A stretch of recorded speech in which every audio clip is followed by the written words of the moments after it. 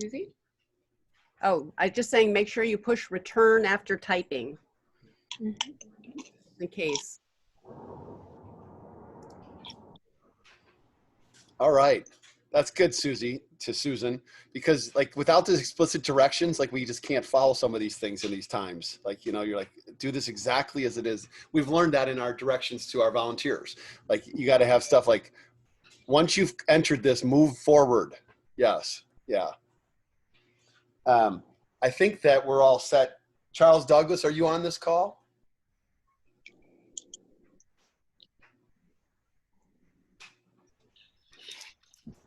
Yeah. If everybody wants to, the easiest thing to view this would be just to put us all in speaker view so that you'll get the person who talks when they're on here. It'll only be a few people speaking, but that'll be easy for us to do.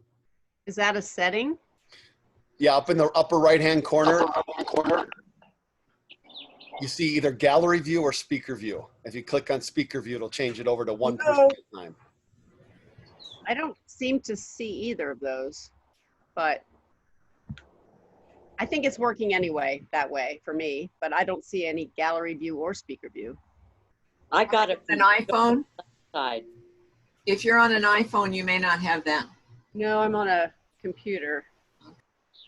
Oh, well, it doesn't matter. I think it's working, basically. Mine had some little squares. You go up to the little squares. Oh, the little squares. Yeah, the little square. Okay, so there's a bunch of us, little ones. Okay.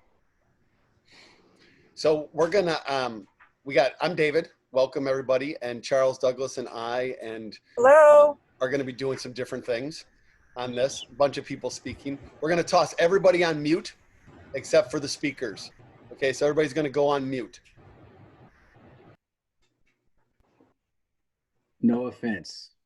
We love your voices. Just all at the same time. It's tough.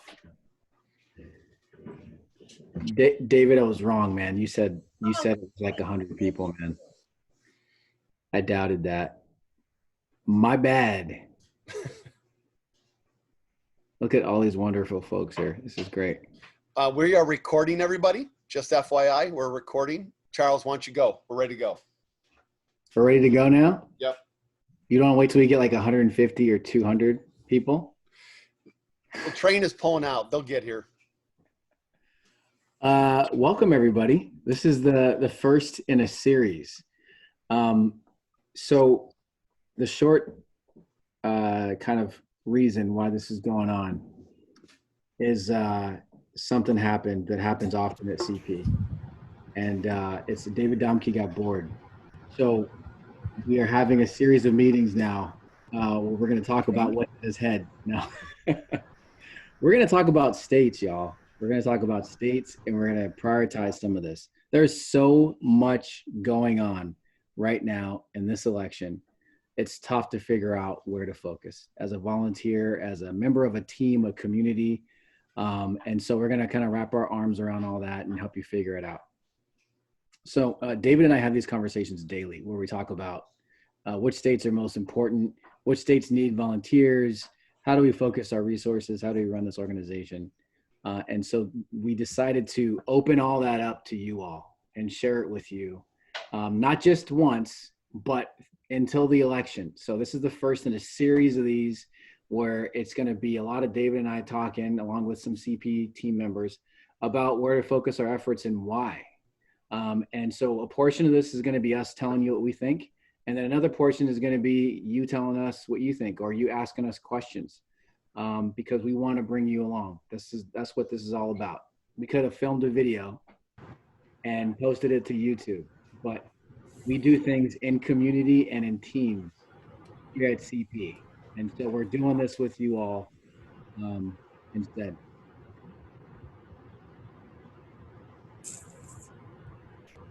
Somebody's not on mute, David. Kylie's on that. Kylie's on it. Kylie behind the scenes is running the show. She's got the mute hammer. Okay. All right. David, what else? What else do we need to say in this part? I totally forgot. So So, hey, thanks everybody for joining us and being here. We want to roll out a series of rankings that we've done of our top priority states. We're going to tell you the criteria that we've used to make these rankings.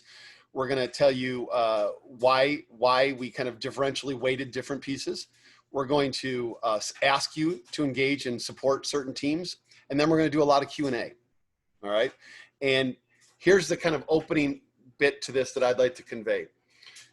There are no national elections in the United States of America. There is no such thing as a national election.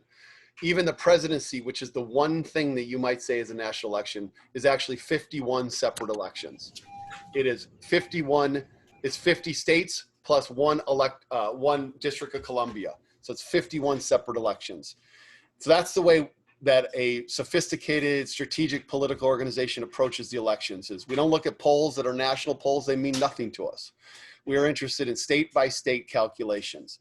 So today we're gonna emphasize states one at a time. And in approaching it this way, we also want to highlight in the strongest of terms the focus that we place on teams. Our state teams are the heartbeat of common power. They have been from the beginning, when we had this crazy idea that we were gonna put together some teams from Seattle that would travel around the country and support local organizations and local candidacies in swing states. And we have done it from the beginning, and it has built community and connectivity and is transformative. It's really valuable. When COVID hit, it became tough for us to kind of imagine how we conceived of our teams because we don't travel, and teams have been the heart of the travel. But we've now come through that and thought it through and figured it out, and we've come up with some ways to really make sure our teams are vibrant and happening. So state teams are the way to go. If you are signed up for state teams, then we need you to do the work in the teams. If you're not signed up for state teams, then we need you to please sign up for state teams. If you're on one team and you want to do more, sign up for a second team. All right. A team is only as strong as all of its participants. And so point one of this advanced workshop is the importance of teams. And Charles, I want you to ask you to say a little bit about that, and then for you to toss it over to our colleagues. Yeah. So let me put a finer point on that. There are a lot of folks right now who are working on the advocacy initiative, where you are reaching out to elected officials. That's great. If you're brand new, we've been driving you to that. That was a good on-ramp. That was a good kind of like get your feet wet kind of thing. Reaching out to elected officials is one of the easier tasks on the spectrum of things you could be doing with CP. Now it's time to graduate. It's time to graduate up into teams. Teams is the work that we do. Talking to voters is the hard work that we do here at CP. And it's time for all of us to graduate up into teams. So if you've been doing advocacy work, the advocacy initiative on our advocacy tab, now move over to fieldwork and start doing that stuff. If you are working for a state, or you're doing work for like a campaign or something, and you find yourself working solo, it is time to join the community that exists in a team. And if it's not there and it's not strong enough to your liking, help build it up. There are two folks on this call that are focused on that almost on a daily basis. I think there are 2 calls tonight. Okay. They work morning to night on this. It's Kylie and Maria from our Mojo Makers team. And they are all about the team and the community part of CP. Take it away, Kylie, Maria. All right, thank you, Charles. First off, I just want to say, dang, like this turnout, I'm so happy. It is really good to see so many of you and see so many familiar faces. You know, I've probably gotten to see you as part of the Mojo Makers, which I can talk a little bit about. But for those of you who maybe don't know me as well yet, my name is Maria Abando. I do development with CP. I'm one of our Iowa state leads, and I joined my colleagues Kylie Knowles, Daniel Caseberg, Anita Verna Crops, and Charles in an effort for Mojo Makers. But you know, when I first came on, and it was Common Purpose then, when I came on, I came on as a volunteer, just like most of you did. Came on in 2018. I was a year out of college, and I was working for a humanities nonprofit at the time, but trying to figure out how to get on ramped, trying to figure out how to get civically engaged again in the same way that most folks did as well. And I came on to lead the Nevada state team, and I was intrigued and a little bit nervous, I'll be honest, and excited about the prospect of, going to a state that I had never been before, though it be not that far, and to be taking a group of people who, but for the most part, did not look like me, did not share the same background as me, from a different generation and race and socioeconomic status and education background in a lot of different ways. So I was a little bit stressed, to be very to be very honest. But when I did that first trip, spring of 2018, registering voters together in Reno. I know that there are some folks who are on this call with me, like Andrea Lieberman, that were there. That work, doing it together in community and teams, solidified my belief in myself that I have a place in this work. I wasn't sure before. There were, lots of reasons, lots of barriers for somebody like me to be able to, really put in a lot of resources and time to be able to do this work. And I was so grateful for CP for being intentional about making the space for next generation leaders like me to be able to do the work. But it was really the team that really solidified it for me. We got to eat together, we traveled together, we had meetings before we traveled, we had meetings afterwards, continued to text each other and talk to each other when, after 2018, Nevada elected its first majority female state legislature in history, getting to celebrate that together, and all of the flipping the Senate seat, the governor's seat, all of those other wins. So I was really looking forward to that when I came on full time to do that work in 2019. And then as David laid out, we are really looking forward to do that again in 2020. And most of you might have joined a list already thinking that you are going to be traveling to a team or to a different state with the team. All that being said, we know that most of our travel opportunities have been suspended, and it's not looking super likely that we're going to be able to be traveling. At the start of the year, we decided that we were going to be adding on that advocacy initiative so that we could be continuing to fight for voting justice remotely. And we were also finding other remote opportunities for people to get plugged into that we were putting on that fieldwork tab. But there was that piece that was missing for me, and I think for a lot of you as well. It was a piece that is part of our non-negotiables. It's a piece of our values, and it's our Mojo piece, our special sauce, that we're doing this work together in community and in teams, right? That we are continuing to prioritize and amplify next generation leaders in that process as well, so that your team experience ends up being one that is intergenerational and that is an interracial experience. Those are core to who we are.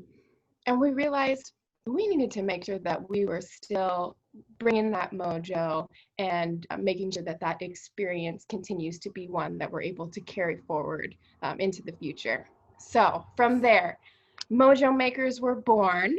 It was made up of just some really awesome staff members, colleagues that I have, as well as awesome state leads. And we're really here to just make sure that we're providing structure, that we are able to making sure that we are able to have your monthly meetings for every state as well, which will all be found on the fieldwork calendar. And Kylie Knowles, who's on this call, is really someone who has been incredible as she's come on with staff recently and making sure that the Zoom links are all set up and that you'll be able to access these meetings remotely, which is going to be a big deal. And, you know, us making sure that we're bringing that energy, doing some icebreakers, and making sure that you're able to at least talk to other people that you're doing this work with, and have a community that when things go really well, which I am super hopeful that they will this year, that you'll have a community to really celebrate with as well. So Kylie, do you have anything that you'd like to add? Much. I just want to say hi to you all. Most of you have received an email from me at one point or another.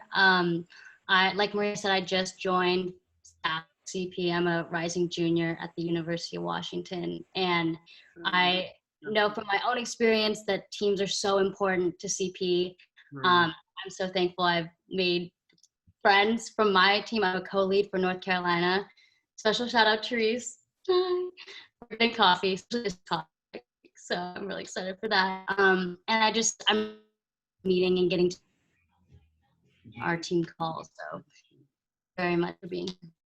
Thank you so much, Kylie. I think you might have been able to see Kylie's bandwidth is a little bit low because I think she's actually on a couple different meetings right now because she's working so hard for us. But she's really always been there, like behind the scenes, making sure that we're able to be having these team meetings every month, so that if you're feeling like you don't know what's going on in a certain state, go to that fieldwork calendar and you can join and figure out what's been going on. If you are just looking for a very specific fieldwork opportunity because you've got different things or different connections to a different state, you can also find that on the fieldwork calendar and get updated that way. But overall, I really love working in teams, and I'm hoping I'm gonna get to see you all on some upcoming Mojo Maker calls. So thank you. Awesome, thank you. And thank you for that background too. I think we've got some new folks here, and it's good to hear about the evolution of kind of how we started this and how we formalized it. All of us were volunteers in the very beginning. And so we're just, working to get this right for this election, but for every election after this. All right, David, you ready to jump in, man? Totally. Let's do it. Oh, you want to tell folks about questions?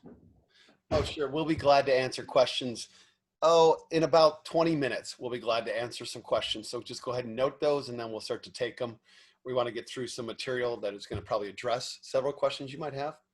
So they can go into the Q&A, which is one of the items along the bottom of your screen, the Q&A. Okay.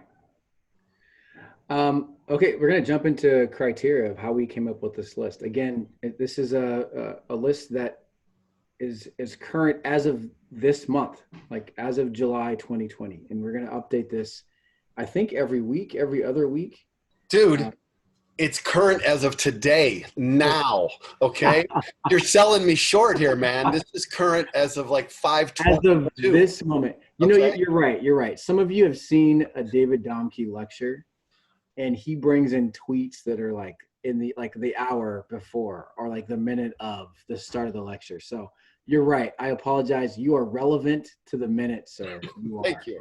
But I said that to say that we're going to update this again and again and again. This is an evolving list. So this is the beginning of this, and you're going to see this actually start to roll out in like non-presidential years as well, to talk about what we think is the focus should be for organizations like us. So let's jump in. So this is how we evaluated everything. I will tell you, there's a Google Doc that is glorious, that has columns and columns of information in it.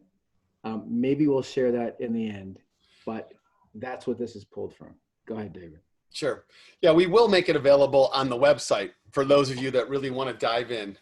If you're like me and you want to always kind of see the data behind the scenes, you're welcome to take a look at that. But we want to provide the high level summary of what we took into account. First of all, we were focused on 4 types of elections in each state.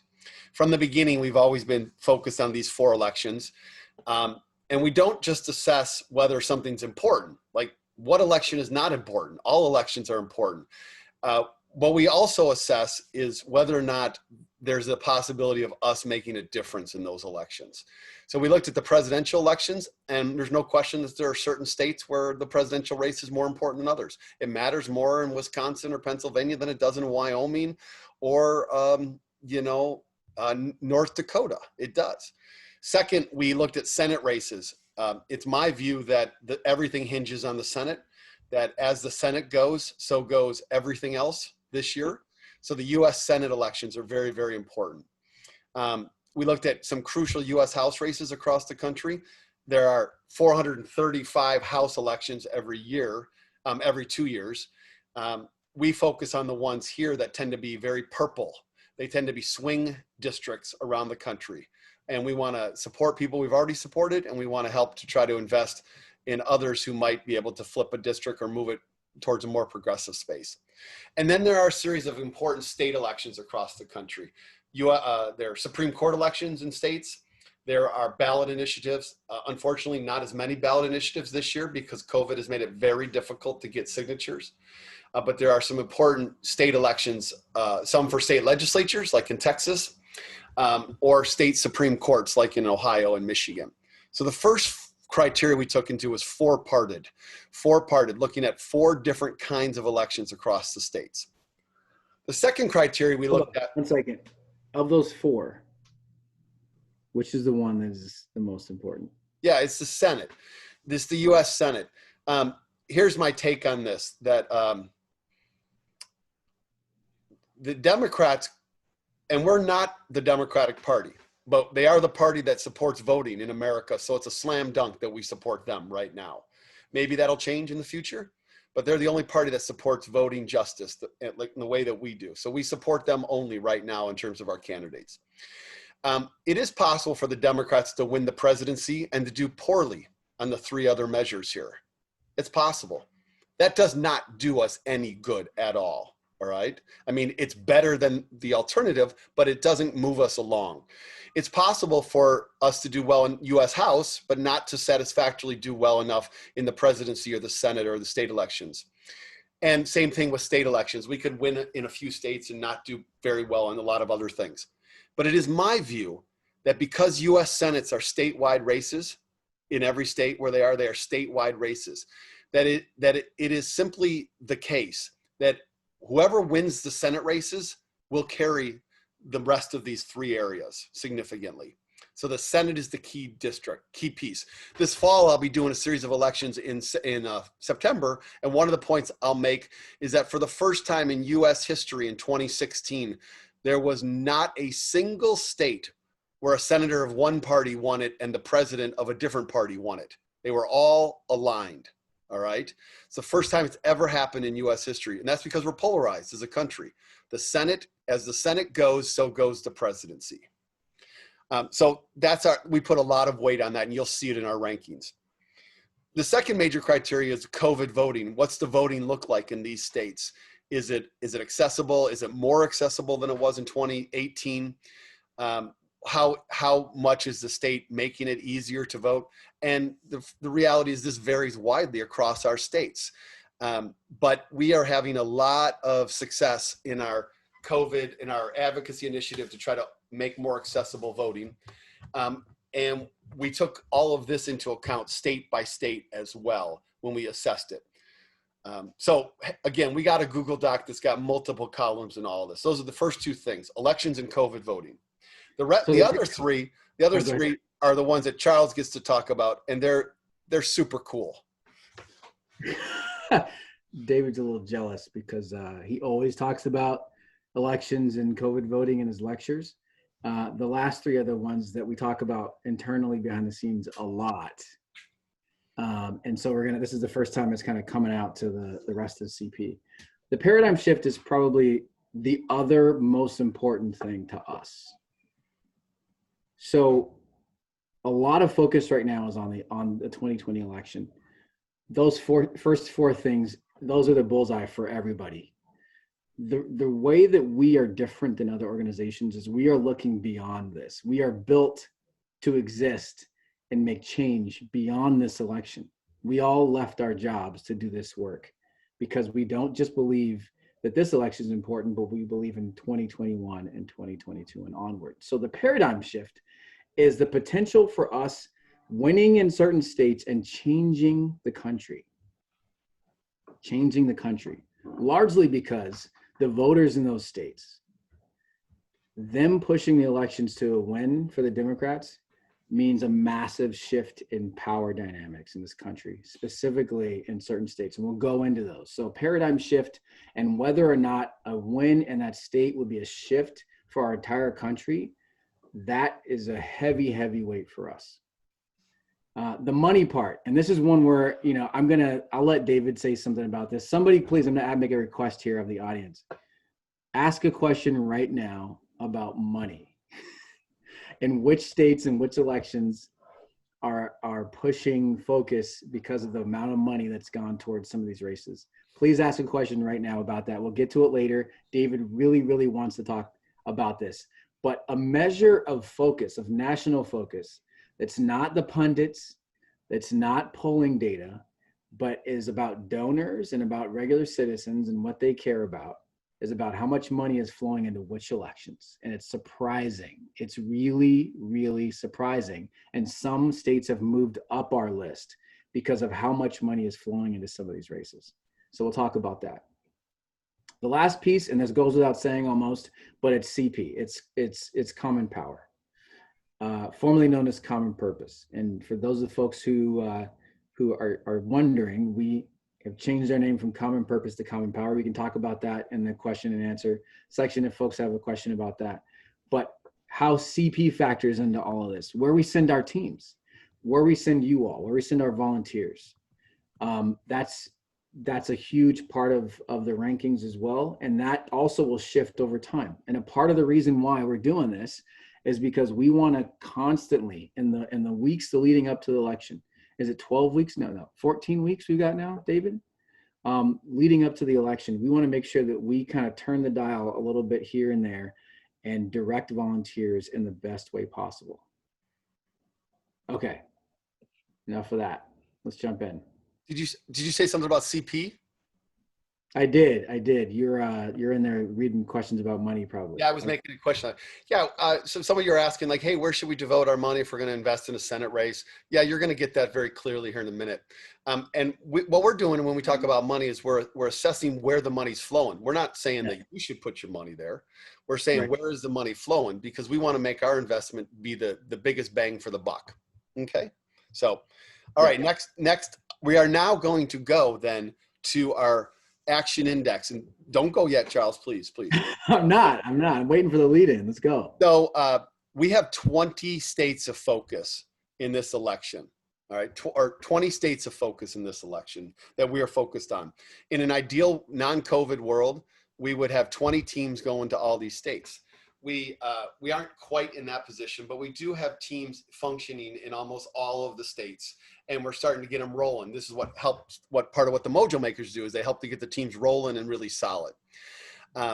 So what we've done is we've ranked all of these states based upon these criteria, and we have a ranking from 1 to 20, with 1 being the state that we think is the most important for common purpose, common power, volunteers, and folks to focus on. And I would say, I'd say also organizations that are like us, that are about our size, that are doing the kind of work that we do. We think that organizations should pivot to working and prioritizing these states. One caveat, as soon as we show this, you all are going to see something here that is not just 1 state, it's actually 4.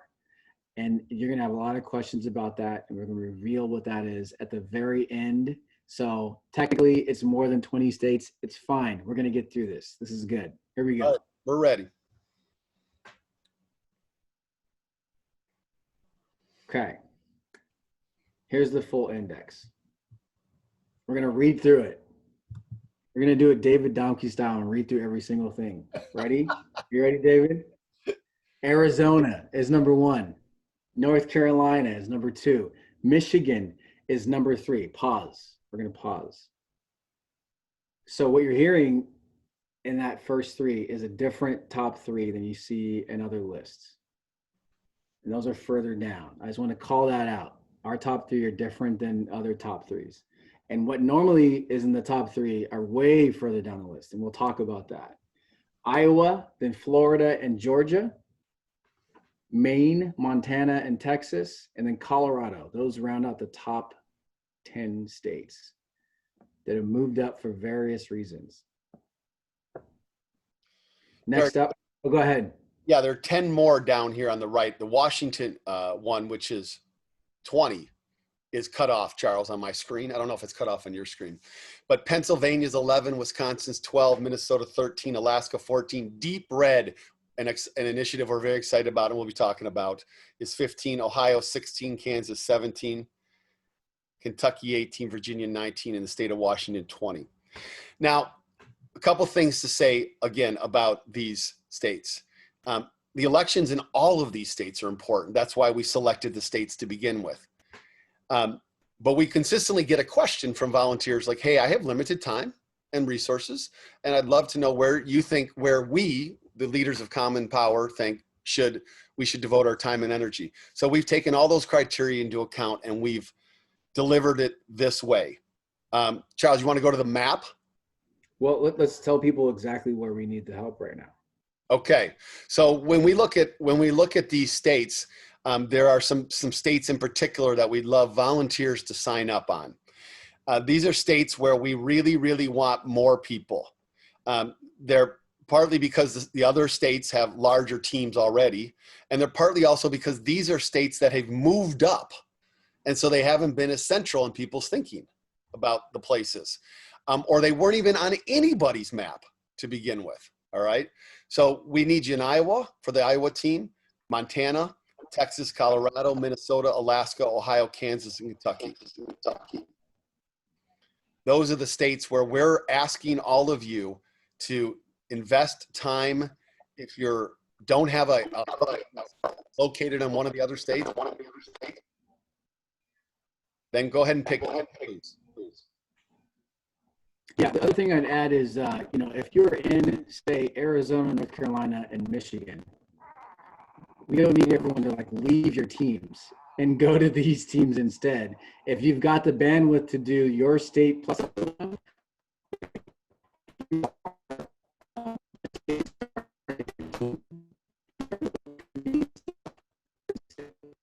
Not working. Yeah, Charles, you broke up. You broke up, Charles. You broke up. So that happens sometimes with Charles's Wi-Fi. He'll be back in a second. We're not asking you to depart your states. We're simply highlighting you don't already have one.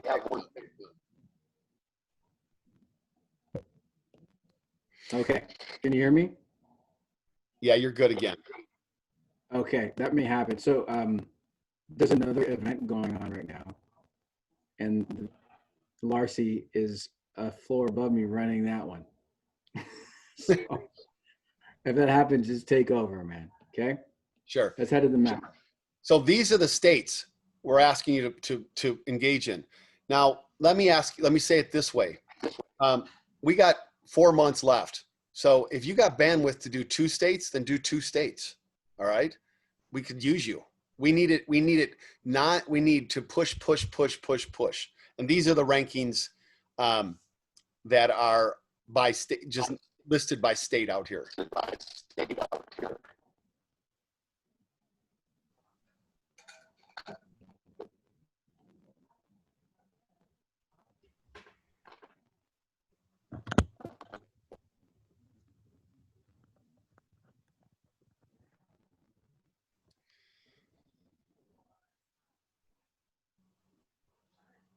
you hear me?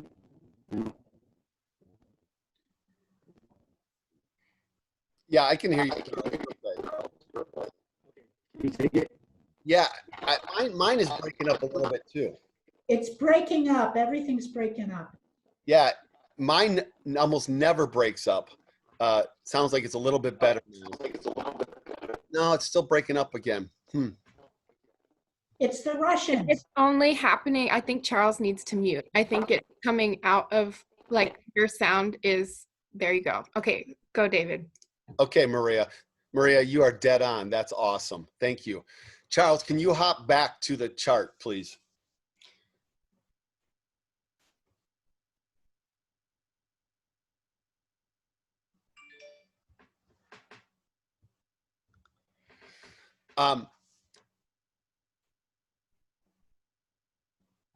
Okay, so Charles periodically has to hop off and hop back on in Zoom calls. I want to highlight a few things that Charles and I together we're going to highlight here. First of all, let's look at the top 10 states. The top 10 states have 9 races in them. 9 of the top 10 states have U.S. Senate races in them. Every one of those except Florida has a U.S. Senate race in it, and Georgia has 2. There's 2 U.S. Senate races in Georgia this year. So there's actually 10 Senate races across 10 states here. That is part of the reason why they are ranked so high. A second piece on here is look at, we want to emphasize that these are a bunch of states that are not traditional, just highly important presidential states. The most important presidential states have tended to be Pennsylvania, Michigan, and Wisconsin. So that there's the kind of Senate, those are states that all have Senate races in them, in the top 10. But we didn't just want to highlight the presidential states this year because that's not enough. We wanted to highlight a series of states that are what we call kind of the 21st century America kind of states. They're states where demographic change and political change and professionals moving into the states are changing the states, the political composition of the states. Consider that, take a state like North Carolina, which is number 2. In 2004, George W. Bush won North Carolina by 15 percentage points. In 2008, Barack Obama won it by less than 0.5%. He then lost it by about 1.5% in 2012, and Donald Trump won it by about 2.5 to 3% in 2016. It is a state where massive rapid changes occurred. Georgia, Florida, tremendous people moving into Florida from the Northeast, but also from around the world. Texas, many professionals moving into Texas to work in the really powerful major metropolitan areas of Dallas and Houston and San Antonio and Austin. And Arizona is having massive kind of professional and demographic change. So a second thing here is the paradigm shift that would occur. If the Democrats could win these 5 states, it would completely upend the national narrative about where Democrats and progressives are making progress. But even if the Democrats don't win all 5 of these and they win like 2 of them, it still would be very important. If the Democrats win number 5, Florida, they win the presidency, hands down.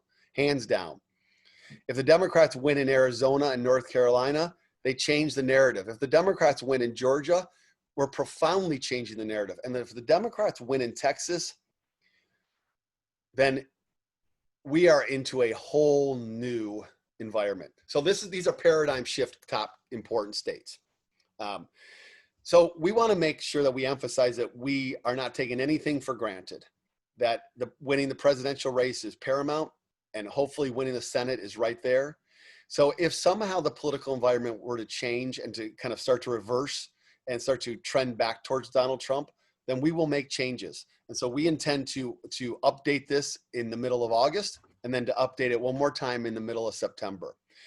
But right now, this is where the map is trending. And we want to strike the balance between locking down important states and then also seizing new opportunities that are plausible new opportunities for us.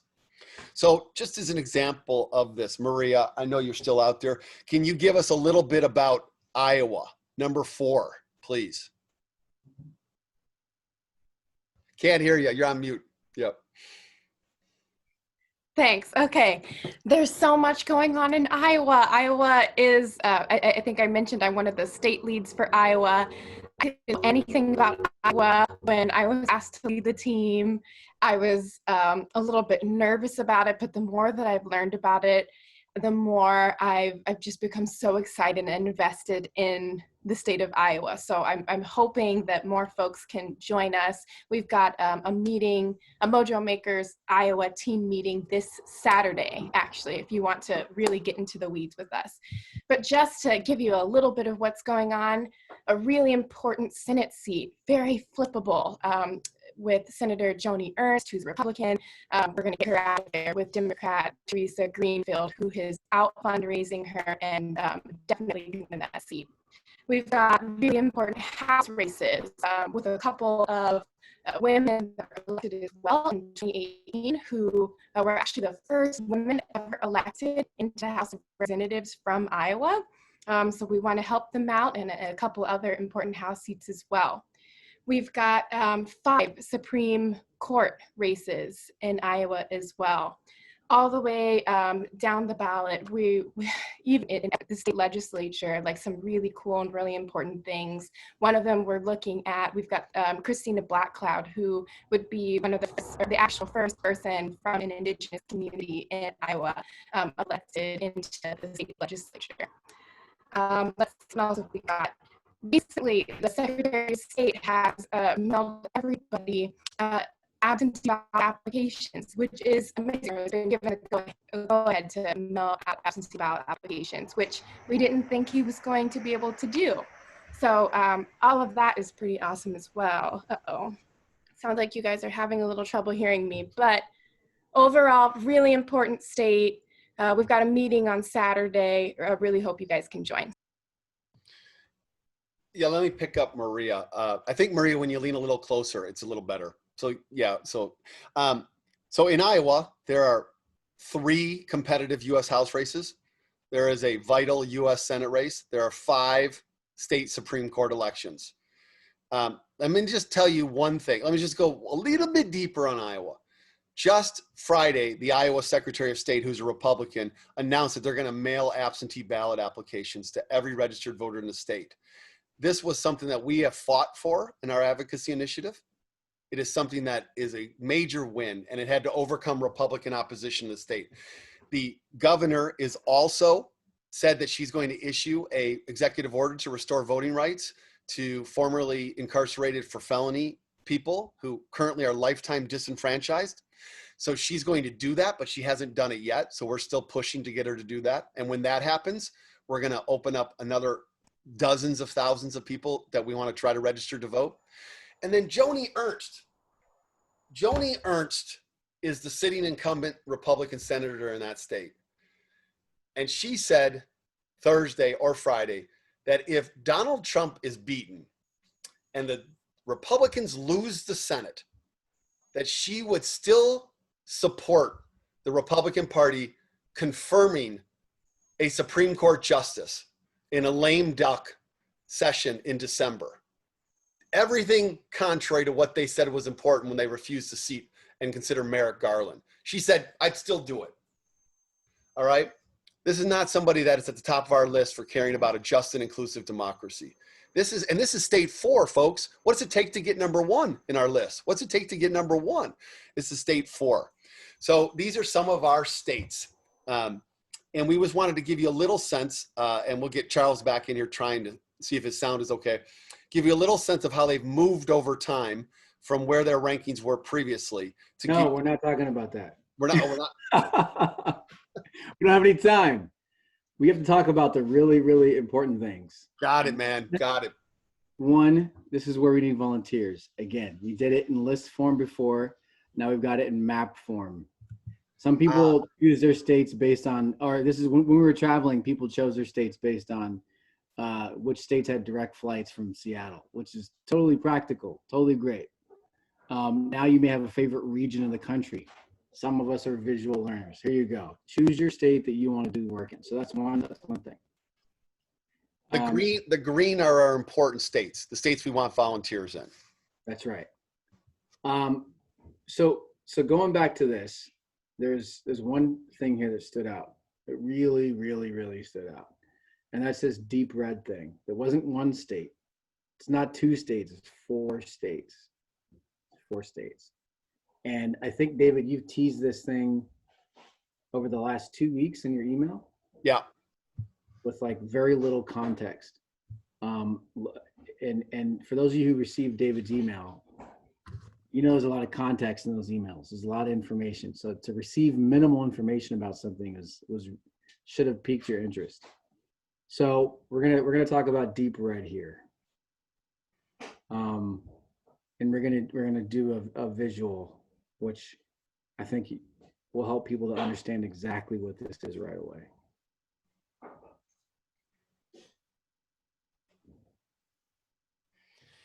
So just to jump into some questions. We're not expecting anybody to travel this year. So if you're wondering about travel, we're not expecting anybody to travel. And in terms of the work that you do, it's all done in the teams. That's what you do, is you connect to the teams and then you get involved. So we don't have answers for any state today. What we're doing is simply prioritizing the states and saying, please and get involved in our states. And Nina, I see your questions about time zones. I wouldn't base anything upon time zones, because when you're going to be calling will be all kinds of different times. So like we might call to Georgia on the weekends, we might call to Florida on the weekends, and we might call to Montana late at night. So it just really varies from team to team. This is why we have, it's all about the teams. So our entire goal with this event is to tell you the important states, and then to say, join the teams, because all of the answers to all of your questions so far are in the teams. Yeah, very team specific, very team specific, state lead specific, partner organization specific. These are all really, really different experiences from one state to another, from one partner organization to another. You're going to get all of your questions answered there about specific efforts. Yep. Yeah, before COVID hit, and we're going to talk about deep red here in a second, but before COVID hit, the area that we get the most questions at our workshops and from volunteers were exactly what you're asking. These are totally reasonable. Like, how do we do it? Do we do calls? Do we text? Or what happens? And we always had to say to people, you got to what you do is you pick a state and you sign up. And so you go to our website on our fieldwork tab and you click on a state and you sign up and you get put into a Google Doc. And that's how you sign up for a state. And you start to get information from the team leads, and the team leads give you the information about how to join a Zoom call and how to learn more. That's how we do it in community and teams, through those team leads. Yeah, and then when we get through this, when we get to the big Q&A section, we'll actually go through the website just to show folks that, because it looks like we got a lot of new people here. That's good. Yep. Okay. So Deep Red is an initiative that we came up with to support candidates that are in really, really, really conservative states. And it started with the idea that we want to support Democrats who've already won in each state. So in South Carolina, there's somebody who's won in the 1st congressional district. In Alabama, Doug Jones won there at the Senate level. In Oklahoma and in Utah, there are people that won congressional races in the House in 2018. It started there. And it's grown just a little bit. We decided to create one team that was called Deep Red. And it takes the most seasoned volunteers. It takes people that want to climb a mountain. It takes a little bit of a take no prisoners kind of mentality. So it's the kind of thing that Charles and I love. And Maria is ready to sign up like 3 days ago. Oh yeah, Maria would be on Team Deep Red if she wasn't already staff. So I'm gonna go into the page, and we've got someone who's gonna talk about Deep Red actually. I'm gonna get Paul here, David. Yep, Paul's here.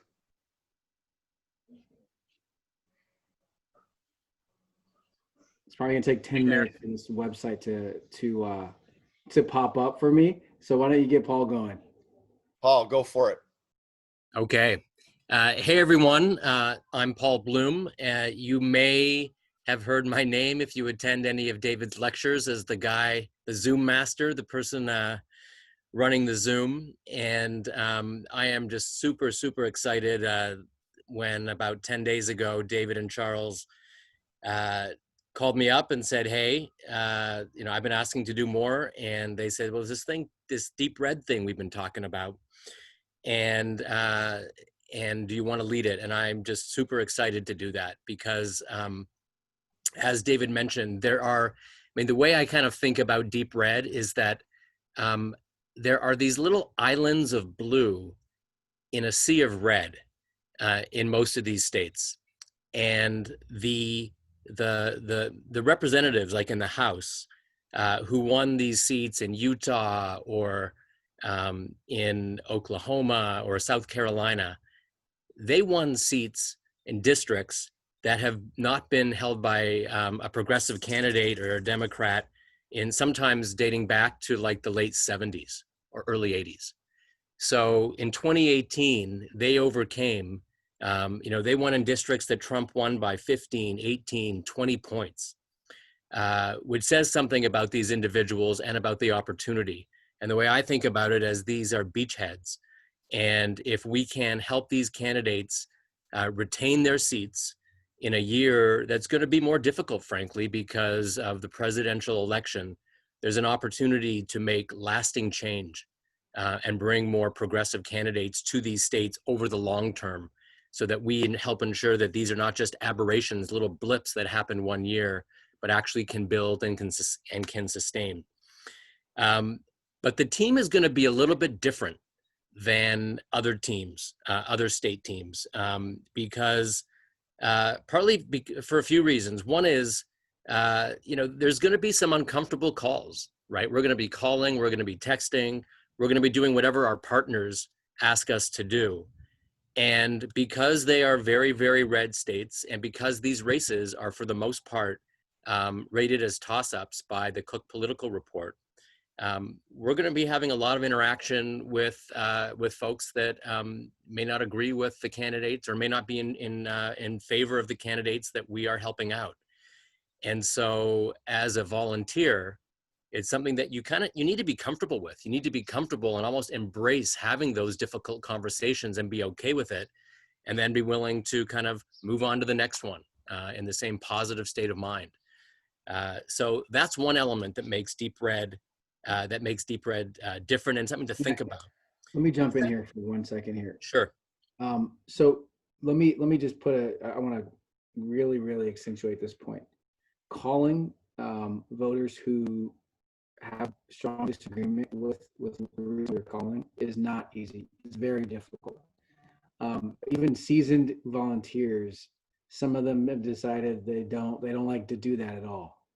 So this is signing up for a project that is tackling that head first, and is going after places where the volume of that is not going to just be some small percentage of the calls. It could actually be all of them. And it's not just in one state, it's across 4 or even 5 if we add another one. This asks for a special type of volunteer. And maybe that's you, maybe it's someone you know. This is what you point them towards. Go ahead, Paul. Thanks, Charles. The second is that because we're building this team and starting it up, in the very short future, like now, and in order for us to kind of get rolling in a pretty in this kind of intense work, we're going to keep the team. We're going to limit the number of people who join it, and so there's going to be in the next couple of days, I think on the 24th. Charles, there's going to be an application. So people will apply for it. David, Charles, and I will review those and then reach back out, we'll see how many people we get interested. And, we're going to keep it pretty small, at least to start, and then may expand it over time.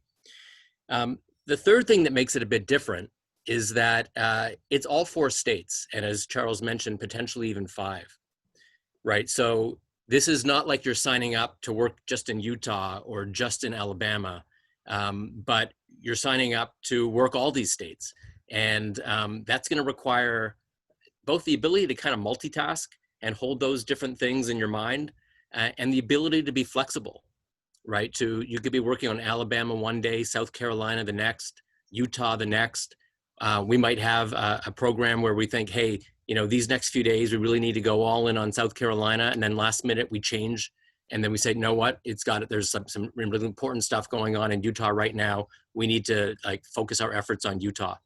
So think about how you feel from a flexibility standpoint. And if you're okay with those kind of last minute changes and the ability to kind of multitask and switch from state to state to state.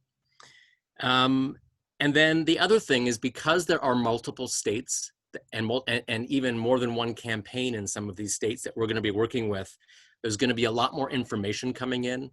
And so there will be a higher level of commitment in terms of the time that we spend together.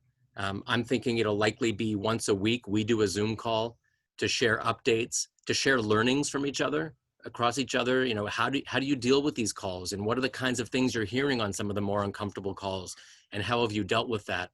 And also to build community, because unlike a lot of the teams that have already traveled together and have kind of built some of that community already, we're starting from scratch. And so expect to be on a Zoom call once a week, say at least, and also, you know, to make a certain level of commitment in terms of the number of hours that you're willing to put in to do the work of actually reaching out to voters. But I'm super excited because I personally, I love a challenge. Like, I love things that are hard. I've been in a little bit of me, I've been in the tech industry for about 30 years. Half of that I've spent doing startups. You know, a lot of them fail, but boy, when they hit, there's nothing that feels better when you know you've been going against the odds and you actually, were able to make a real significant difference. And these are statement kind of races, right? If we can hold on to these and Doug Jones retains that seat in Alabama, I mean, how huge would that be? I mean, that's like off the charts for me. So, you know, if you love a challenge, if you want to do something that's hard, if you like being part of a startup team, you want to make a statement, then when the form is up in a couple of days, please fill it out. And, I would love to be working with you. So I think I'll leave it at that unless David and Charles have anything else to add. Paul, that's really great. Appreciate it. Hey, you're going to be, Paul is the person for this challenge. It's great. And these are long shot races, okay? These are long shot races, but they are winnable. And in this particular political environment in which we have a corrupt, inept, tragic, racist president and a Senate that is a Republican Senate that has enabled that, the map is perhaps the most favorable to a Democrat in a census year when districts get drawn based upon the census, as we're going to see in our lifetime. All right. So we're going to give it a shot in these places and in all of the states where we're focused. That's what moves Arizona to the top, North Carolina to the top. Charles, can you pop over to the fieldwork tab so we can show everybody exactly where they're going to sign up for state teams? So you go to this fieldwork tab, click on there.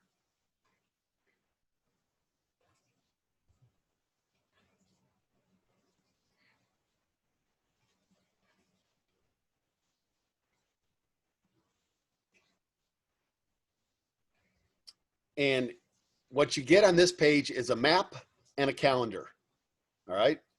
The map is the map of the country. And so you click on the state that you're interested in. You got to know your geography a little bit. You click on the state you're interested in. A Wisconsin, a Michigan, a Minnesota, or a Florida, Georgia, Texas, Arizona, Alaska, and so on and so on. And when you click on there, let's just say Charles is going to click on Arizona. Charles is taking us into Arizona. What you're going to get is a page for that team. This is something that Charles, Wole Akinlasoto, Daniel Caseberg, among our staff, have worked just very, very hard on to build. So there's a team on there. You join the team with the oval right there. You join the team and you get a Google form that you fill out and you get put on a spreadsheet. That doesn't mean that you are for sure going to do the work there. It means you're going to start to get information from them. You can also scroll down and you'll start to see the work that's available in that state. We have two particular bodies of work that we're doing in Arizona right now. We're working with an organization called Mission for Arizona, which is a strong supporter of Mark Kelly, who's running for the Democratic. He is the Democratic candidate running for the U.S. Senate, a very, very strong Democratic candidate, a place where the Dems can win that Senate seat for sure. So we're working for Mission for Arizona. And then below them, there's another opportunity called the Arizona Ground Game, which they just offer different kinds of work. You get to check them out and see which one appeals to you the most. Every state has a page, and on about a third of the states right now, there is work to be done that is already there. You can go ahead and get started. And then in about another third, we'll have work in the next week. We'll probably have it up by Friday, if not the following Friday. We're adding it daily. And we hope to eventually hit all of our teams to have work to do for them. So the reality is that these state teams are ready for you. There are team leads in every state. Paul Bloom is the lead for Deep Red. Maria Bando and Mary Fiegel are the leads for Iowa. Kylie Knowles, Jordan Goldwarg, and Andy Reynolds are the lead for Arizona. There's leads all over the place that have done this work, and they will help you to know how to do the work and how to build community in doing it. If you want to specifically just work with a campaign, then you can contact that campaign directly. We totally support that. That's just not what we do. We do our work in community and teams. One more thing I want to say, and then I think we're going to open it up to questions for Charles and me. Some of you have asked about what Senate races to support if you want to make donations to support candidates. Well, let me say that that 13 Democrats outraised their competitor Republicans in the most recent fundraising cycle. So the Dems are doing great on fundraising. If you're going to donate money to a Senate Democratic candidate, I recommend Gary Peters in Michigan. He's the only Democratic candidate who got outraised by his Republican counterpart. I would recommend Teresa Greenfield in Iowa, John Ossoff in Georgia, Steve Bullock in Montana, MJ Hagar in Texas, Al Gross in Alaska, Barbara Bollier for sure in Kansas. But here's where they don't need money. Money is not needed in Kentucky. Money is not needed in Maine. Money's not needed in Arizona. Mark Kelly has got $24 million on hand. Okay, he's got a ton of money. But here's the thing I want to suggest or ask you. You could also consider supporting Common Power. Some of you already do. We'd love to have more of your support, and you get to have impact on all of these races and support next generation leaders in doing that as well. So on our webpage, we have a donate button. You can click on that and join us. And Maria, who's our development manager, and I would be glad to talk to you at any point in time. So Charles, should we hop off the screen and come back and just answer some questions?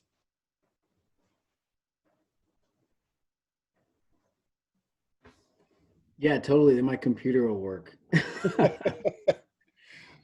Please donate money so I can get a new laptop. How about that? Let's answer some questions. There are so many questions. This is really cool. We need Maria's help kind of poking through these and pointing some good ones out. I got you. So far, I'm starting off and seeing a lot of stuff about the Deep Red again. Okay. Terry was saying that she got some nasty responses, some folks asking about some training or role playing. Let's see. The first thing I want to say that I appreciate about this meeting is that we started off talking about how important it is to be grounded in and to be doing this work in teams, right? So the first thing to that point, and why I appreciate Paul leading that effort, we know that you're going to be doing this with other people, and that's always super helpful and important for you to be able to share strategies, share experiences with each other, lean on each other if you get one of those really nasty responses that makes it a little tough for you to keep going, and use each other, really use each other to keep moving forward in that work. That is definitely one of the beautiful things about being able to work in a team. That being said, I think it's really important that you kind of self-evaluate and don't apply for this if you are not someone who is also very grounded in our, I'll take it back to our CP mindset. Again, you've got to be really grounded in knowing why it is that you're there, why it is that you're doing the work. Yes, like we want to flip these red states. We want to, be playing offense instead of playing defense all the time. but you're going to have to, self-reflect and be committed to knowing that this is work that is going to have to, happen for the long run. We are doing this for a just and inclusive democracy, right?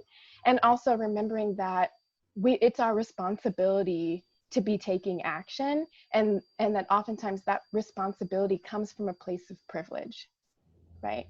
I would love to be making these calls, but also as someone who is a person of color, who's a Black woman, and really a part of a community that is often affected the hardest by a lot of these things, I will reflect and be honest with myself that I would burn out pretty quickly with that. Like, I'd come in super strong, I'd be really ready, I'd be like, bring it, come on, like, I'm ready to have those conversations.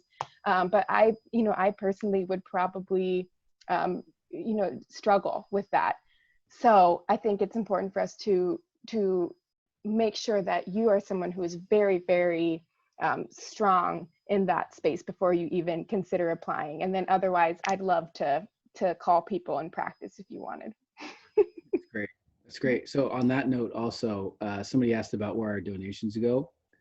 80% of our donations go to developing next generation leaders like Maria Obando, like the 60 plus college age kids who are kicking off Action Academy today. That's where the bulk of our donations go towards. All right, what else we have in here? David, you're like live answering some of these in the text in the group chat. Yes, Doug Jones is in Alabama.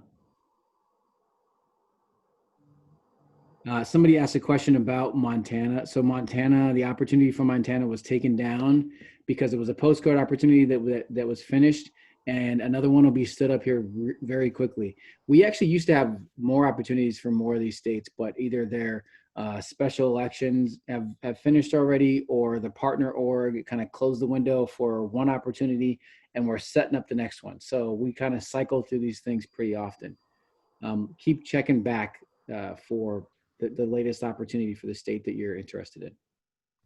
I'm gonna take a question here from Cynthia because it highlights some more valuable points of ours. She asked a question about Texas. Could we talk more about Texas? Charles Douglas could talk to you about Texas all day long. Daniel Caseberg, who's on this call, who's one of our team leads for Texas, can talk to you about Texas. Daniel, are you still on this call, man? Hey, man, I'm ready to talk about Texas. How much time? Let's go. Give it to us, man. He's always ready to talk about Texas. In my contacts list on my phone, hold on. In my contacts list on my phone, his name is Daniel Texas Caseberg. And that's because, fun fact, for a long time, I just called him Texas because I forgot what his real name was. Maria can attest to that. That's right. Go ahead, Texas. I'm very glad to know that, Charles. Thank you. I'd be happy to answer your question, Cynthia. Cynthia, what is the question about Texas? I might have missed it in the chat. No, say all the things. A little bit more, man. Just wants to know talk about Texas. Just go. Yeah. Okay, man, let's talk about Texas. Okay, Texas is an amazing state. I know it's in the top 10, and it might not be in that top 5, but it's definitely in the top 10 of CP states for a couple of reasons.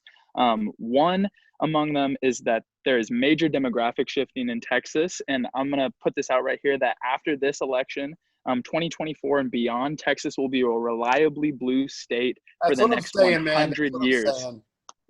Yes, it will be a reliably blue state that the Democrats can count on for every election over the next century in terms of the Electoral College and otherwise. And that's because over the next decade, more than 200,000 Latinx people will register to vote in the state of Texas every year. In the next 2 years, Texas will become the second majority minority state in America behind California. And so those major demographics that David and Charles were mentioning earlier, that is very much going to be the predominant factor in terms of why the state shifts politically, culturally, among other things. There's a couple of really key important races there up and down the ballot, but most important is the state legislature. Texas has 150 seats in the state legislature. All of them are up for re-election. Democrats need to be able to take 9 of those seats in order to be able to flip the majority to Democrats. Beto O'Rourke was close or won in, I think, 8 of those districts in 2018 in his Senate race. And so that's a really good sign. The majority of those races are congregated in the Dallas and San Antonio areas. So that's something that we're going to start getting plugged in with. There are important U.S. House retirements and defections from GOP members of the House. And so there's a lot of House seats that are open for play. MJ Hager is a competitive candidate against John Cornyn. Cook Political Report lists it as a, I think as a, not as a lean Republican, but like a solid Republican, I think is its qualification for that Senate race. But MJ Hager is a competitive candidate who just won the primary last week. And then last but not least, at the presidential level, if you're looking at recent polls, it does show that Biden actually could have the potential to win the presidential election in the Electoral College for Texas this year. It depends on the polls that you look at. Who knows whether we live in a post-poll, post-truth world or not, but that's an encouraging sign to see in very, very deep red Texas. And so it's much more purple than we think it is. And it's going to be important for a really long time, not just this election, but in many elections presiding, especially because it is a redistricting year in 2020. Yeah, you know, Daniel, that's awesome. So if you look at the Electoral College, which is problematic in so many ways and is rooted in a racist history in this country, so I'm all for changing that. But right now, I got my eyes on the prize for the next 4 months, all right? If you look at the Electoral College, then right now, the 2 largest states in the Electoral College are won by the Democrats consistently. These are California and New York. California, New York. The 3rd largest is Texas. If the Democrats were to win Texas, then we're talking not only a paradigm shift, we're talking about a brand new American political landscape, all right? And I agree, Daniel, we are about 4 years out from it being a solidly trending blue state, but we can get there this year. And that the leadership that's in that state is incompetent handling COVID, right? So we can get there. Yep. Okay. We got some like rapid fire answers we need to get through. On here. So somebody asked about where you can find team meetings on the fieldwork page. If it's all about your schedule and when you can be free, or you want to try out a team or figure out which community works for you, fieldwork page on the fieldwork tab above. Right below the map, there's a calendar and they've got something going every single week, almost every single day. Each state does not have a state one pager anymore. We like to stay super nimble now, and you're going to get the latest and greatest directly from those team leads and from those meetings. Somebody had a really good suggestion, and I don't know if I'm going to have the time to build this, but I think the fact that you asked about this is valid. So there are different methods of doing this work: calling, emailing, texting. Yes. And if there's a chart, you saw that, Daniel. If there's a chart that actually has which opportunities. You know, there are probably some like postcards. Charles, Go ahead. Yeah. I was gonna text you right after this and say, when can we get started on this? Because that's such a great idea. I'd love to continue that, and it's really brilliant because we want to make sure that we meet folks where they're at and present an accessible list of opportunities. There's a lot of different ways to be effective reaching out to voters, and if we can do that, it's something we can get going once we get more states up on the list. I think that'd be awesome. Yeah, I will be honest with you, that's going to be super hard to put in place, but I really want to do that for our volunteers. Okay, what else are you saying there? Are you seeing my screen, Charles? Yeah, you're just showing your Zoom meeting call box here, buddy. I just want everybody to see that this is on the fieldwork page because we didn't get down the. No, I stopped at the map. I'm not seeing the fieldwork page. I'm seeing your like join a meeting thing for your Zoom call account. What? All right. Anyways, on the fieldwork page is a map, and then below the map is a team calendar for Zoom calls. And those Zoom calls are listed on a daily basis. There's 2 tonight. No, there's 3 tonight. Okay. Wow. Yeah. No, there's 1 right. No, sorry. There's 2 tonight. There's 1 tomorrow, as Charles was saying. They're all over the time. That's what our Mojo makers do, is they get you popped into teams in those calls. Okay. And tonight is Arizona, which happens to be the #1 state on this ranking. So if you've got a little bit more Zoom bandwidth, Arizona is tonight and Michigan is tonight. All right. I think we're going to be wrapping up here in a second. Some are asking about polls. Can we trust the polls? Yeah, I pay a lot of attention to state-based polls. If there's a pattern in the state-based polls and it's uniform across states, then I put a lot of credence in it. There's something that political scientists and pollsters called uniform swings. And when there are uniform swings across states, you put a lot of credence in it. And there has been a uniform swing across from 2016 of about 8 points right now in the electorate. And those 8 points are what make Ohio and Iowa, which were 8 and 9 point victories for Trump in 2016, they're a toss up. All right. So yeah, I do. There's a question of somebody asking, do people answer their phones anymore? I've been doing phone banking and maybe only get one person on the line out of 70 to 80 calls. That's a good point. You know, we're not going to be able to control whether or not people are answering their phones or not. All we can do is trust that the partner organizations who provide these opportunities have done their research and they know the right things to be doing for their efforts in order to contact these voters. So some things will be, you might be able to use different softwares that allow you to change your number when you're making calls so that it matches an area code of the area that you're making calls into. You might also be a part of a bigger group of volunteers. So you might also just be call number one, touch number one. Maybe that doesn't work and maybe you're doing calls on a weekend and there's another volunteer that comes up and tries it on a weeknight. You never know. All of those touches are important. You also might have the opportunity to leave voicemails as well. So those kinds of things really help. We are going to be trying to do everything that we can. And I always remember, you know, even if I'm making calls and I'm making calls for a couple of hours and I don't really reach anybody, maybe I reach 1 or 2 people, that's better to me than, you know, having to sit and know that people are waiting in lines for 5 hours in order to have their one vote, you know?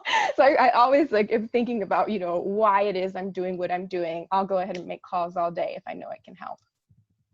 Yeah, the other thing I'd say to that is, you know, you make 100 calls, you get 5 people on the phone. That's the margins we're trying to fight for here, folks. Mm-hmm. The big news came out about Biden running up the numbers on Trump, and it's not like he's winning by like, you know, like tons of percentage points. We're talking about in some of these states, like he's up 5 points or something, and it's like this mind-blowing thing. 5 points, 5 of those 100 calls that you're making. That's what we're trying to swing. 1 to the 70 or 80 is the example that Maria said. That's what we're fighting for in some of these swing states. So keep doing it. You're doing exactly what we need to do. Mm-hmm. There's another question here about if, you know, there are folks that are out of state, can they also sign up to volunteer with Common Power? David Fenn, absolutely yes. Thank you for asking that. One of the coolest things about us, you know, adjusting and doing what we've got to do to be on these Zoom calls in the middle of COVID is that we've actually been able to increase our volunteers so that they can actually be coming in and joining in a way that they normally wouldn't be able to be doing in person. I know that there are lots of folks on this call that are out of state, so I want to say shout out to all of you and thank you for working with time zones and figuring out how to get here. We're really happy to have you on. And I highly encourage folks to continue to reach out, because also if they're in a state that has, you know, is one of our priority states or one of our CP states, they might have, you know, some sort of connection or some sort of, you know, knowledge or something that could be cool for the rest of the team to hear as well. So absolutely. Hey, Charles, let's start to wind down here. Where will this ranking be on our website? We're going to put it on the More tab. We're going to put it on the More tab that's at the very top. So there's advocacy and fieldwork and events and a bunch of stuff up there. Under More is kind of a catch-all for a bunch of things. We're also going to put this on the homepage. And we'll click through the, I'm sorry, you're asking about this ranking document that we put there. This will be on the homepage for sure. Oh, you're muted. You're breaking up there. I'll just say that it's homepage. Can you go back on your mute for a second? Yeah, it's going to be on the More tab across the top, and it's going to be right on the home page. We plan to do advanced workshops like this every 2 weeks on Mondays at 5 from here on out through the election. At the August 15th-ish and the September 15th-ish ones, we were going to update the index. All right. So, Charles, do you happen to have, as a last point here, what the electoral map looks like right now? Did you? You mean from your slides? Yeah, from my slides. Do you have that? Yeah, give me a second. We want to show everybody what we think the electoral college map would look like right now if this election was held under these terms. And of course it's not, but this is the way the map would look right now. We believe, based upon latest polling, experts who do this analysis, our own thinking about these elections. And if it gets worse, then we will adjust. If it gets better, then we will be more aggressive.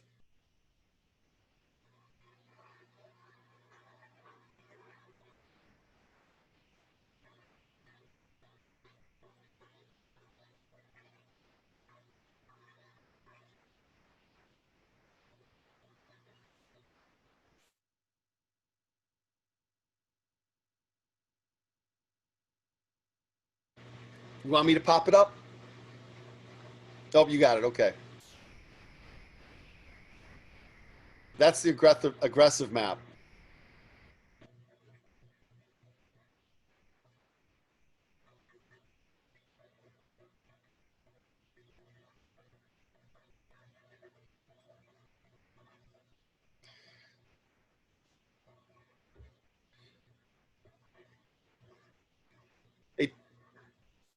Hey, Charles, it's messed up right now on my screen. There we go. Is that better? Yeah. No, that's the aggressive one for fall, though.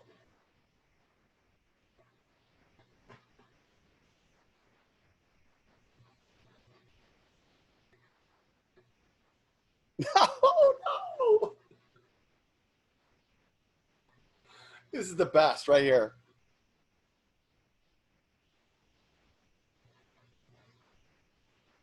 David, can you tease us and tell us who wins the election? Yeah. So the worst thing ever is trying to get me to do David's slides. Oh man, it's just I overreached with this. I should have just. But I wanted to show it with everybody. There we go. That's the map as of today. All right. The gray, the brown are toss-up states. The blue, of course, are Democratic states, and the red are Trump states. So Daniel, the upshot right now is that Joe Biden would win, and he'd win comfortably if the election were held today. I believe this to my core. If it gets worse for Biden, then we will adjust. And if it gets better, then here's our dream map for the fall.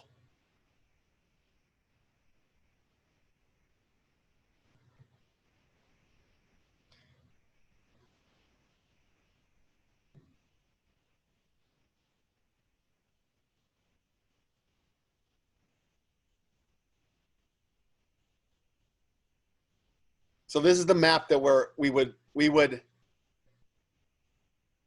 if we get this map in the fall, this is a paradigm shift map. You'd get the toss-ups of Iowa and Georgia and Texas. That'd be paradigm shift stuff. You'd get you'd get the North Carolina and Virginia and Georgia and Florida. Look at all that eastern kind of bandwidth. This is how we change this country right now. This is how we do it. So we're going to put the index on the website on the front, Charles says, and on the More tab. We need you to sign up for Teams. You do it on the National Fieldwork tab. You click on the state, you go in, and you fill out the Google form. One of you was great to mention that the Google form has not been updated yet. It's asking questions about traveling still. So we need to update those Google forms. But don't worry about that. Please just input your information and your contact info, and that's what's important for us right now. The Zoom calls are all listed on our Fieldwork page as well. They're all listed there. We need you. We got to have you. This is the work. We got 4 months to go. Charles, what you want to finish this out, man? Give us some of your from Tacoma cred, you and Maria. I'm like afraid to say anything because my sound has been so bad. All right, Maria then. Maria can. Yeah.